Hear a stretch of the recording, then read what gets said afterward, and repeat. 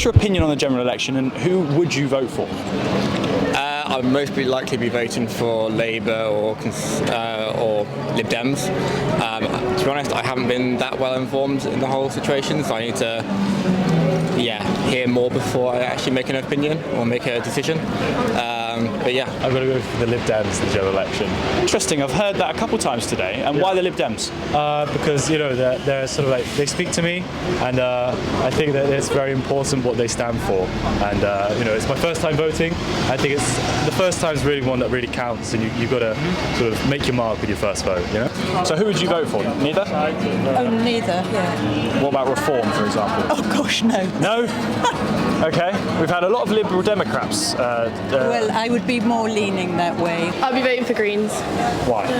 Because I think they're the only party that actually cares about making a difference to the country in a positive way that hasn't been necessarily tried recently, and I think that they can actually help all of the people of the country, not just the elite. Probably Labour. I'm thinking Labour as well. And why is that? Because you're the first people today who have decided to vote Labour. Really? Yeah, you are. I think I wouldn't vote Conservative at the moment because they've been in power for like 14 years. Yeah, and Rishi Sunak's just been a bit of a shit show. And nobody voted for him in the first place. The country's kind of going downhill anyway, so I think it's maybe time to let someone else have a go. Definitely. Who are you going to be voting for in the general election? I'm going to be taking the tactical vote to remove the Conservatives. In my home constituency, that's a vote for the Liberal Democrats, but I nationally support Labour and Keir Starmer, and I hope that he forms a government with a large majority. You're going to be voting in the general election? Yes, of course. Who for? Of course, Rishi Sunak. Really? And why is that? Yes, because he's a very clever man. I think I'm going to go for reform this time. Reform? Yeah. That's an interesting answer. I think a lot of people are moving in that direction. What would you say the biggest difference between Conservative and Labour is? Well, I think there is a serious issue happening in this country, which is, the Conservatives, they say they're going to stop the boards, the illegal stuff, the housing issues, the energy issues. I think Labour is going to do the same Conservative is going to do. Right? So I don't think there's any difference between Conservative and Labour, and that's why we are going for the third option. What comes straight to mind is like the tax, really, and obviously Conservative, people with a lot more money get to hold like paying less tax than what maybe Labour would if they were. That's probably what comes to mind. I don't know. I've heard that Labour would tax higher than Conservative. They would? Yes, that's what I meant, sorry. Yeah. But then it maybe is more fair in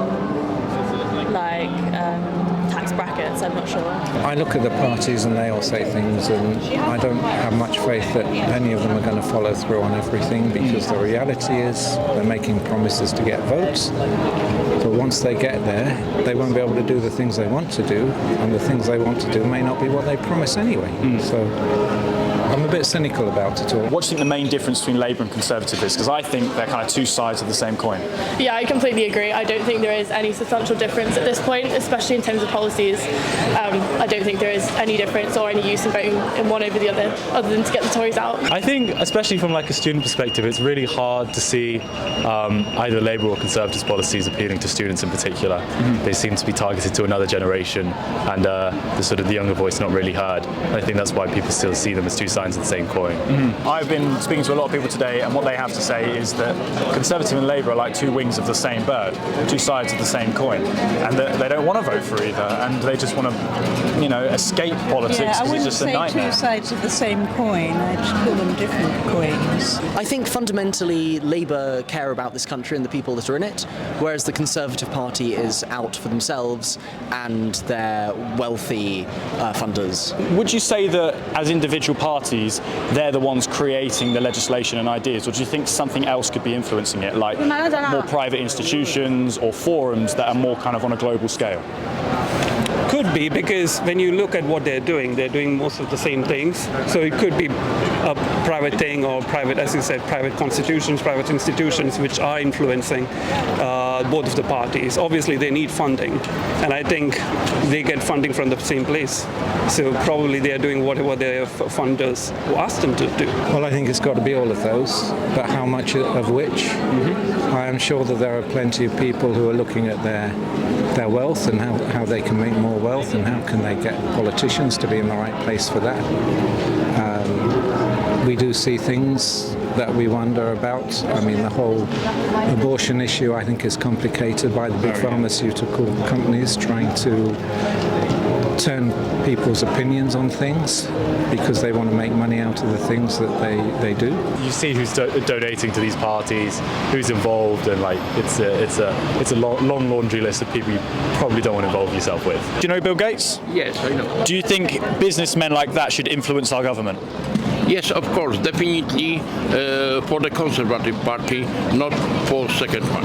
I think that whilst I empathise with people realising that the world seems to be going out of control and that there have been attempts by organisations, Cambridge Analytica, the Russian government, to influence elections, the Brexit referendum, I don't think that things like the World Economic Forum do have a nefarious, clandestine influence. I think they do what they say on the lid, which is produce policy and inform governments. Unsurprisingly, most people aren't that interested. They don't have much of an opinion. They can't really tell me the difference between Labour and Conservative, and especially young people who we've spoken to, many people of my generation, don't tend to have much an opinion, nor do they care. I just want someone in there to think for me, you and your mate there. Well, we'll see if Labour does that, because I'm not too sure. I don't think any of them will do anything.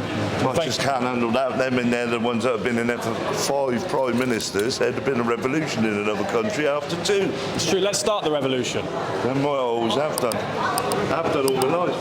Thank you. I hope it does, Keith.